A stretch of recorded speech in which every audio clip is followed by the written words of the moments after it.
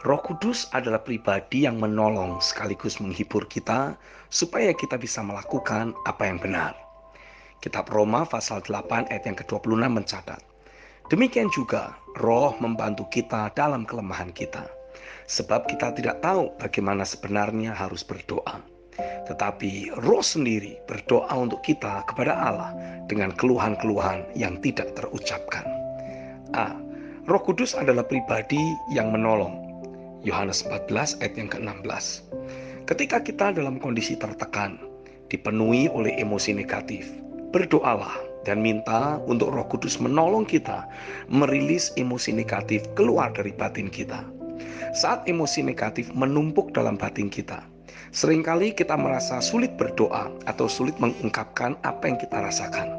Sadarilah, saat kita merasa sulit berdoa, justru saat itulah kita perlu dan harus berdoa. Roh Kudus adalah pribadi yang menolong. Luangkan waktu berkata-kata dalam bahasa roh dan alirkanlah doa yang ada sambil merasakan emosi negatif kita apakah mulai terilis keluar. Mungkin yang terdengar adalah seperti suara rintihan atau suara mengerang. Teruslah berdoa sampai kita merasa semua keluhan-keluhan yang tidak terungkapkan atau emosi-emosi negatif yang terperangkap tersebut bisa keluar.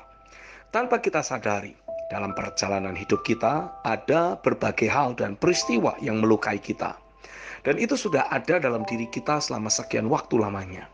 Dengan berdoa dalam roh seperti di atas, kita sedang dibawa Tuhan untuk membersihkan kerak-kerak yang membekas dari trauma masa lalu, sehingga kita menjadi pribadi yang bersih dan utuh dalam hadirat Tuhan.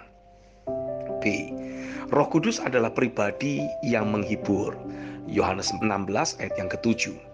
Dalam melakukan apa yang benar, kita akan menghadapi berbagai hal yang sepertinya bertolak belakang dengan firman dan harapan kita. Bisa jadi ada tantangan yang menghadang. Bisa pula kondisi yang sepertinya belum memperlihatkan perubahan seperti yang kehendaki, meski kita sudah gumuli baik dalam doa dan tindakan sekian waktu lamanya. Hal ini akan membuat kita mengalami kelelahan secara mental dan rohani. Peran Roh Kudus sebagai pribadi yang menghibur akan membuat kita kembali kuat melangkah melanjutkan perjalanan iman kita. Meski harus menabur sambil mencucurkan air mata, namun kita akan bisa terus melangkah maju.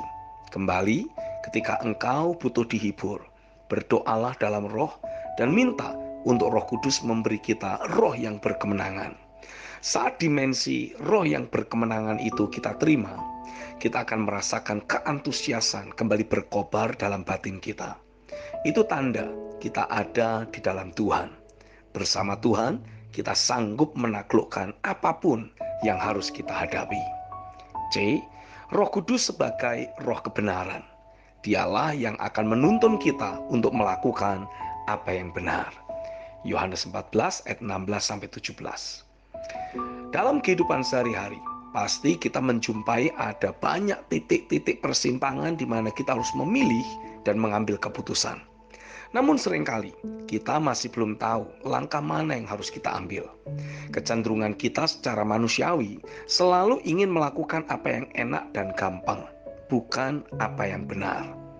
Jadi mulai libatkan Roh Kudus untuk menolong kita, memberi advice, menuntun hati kita ke arah yang benar.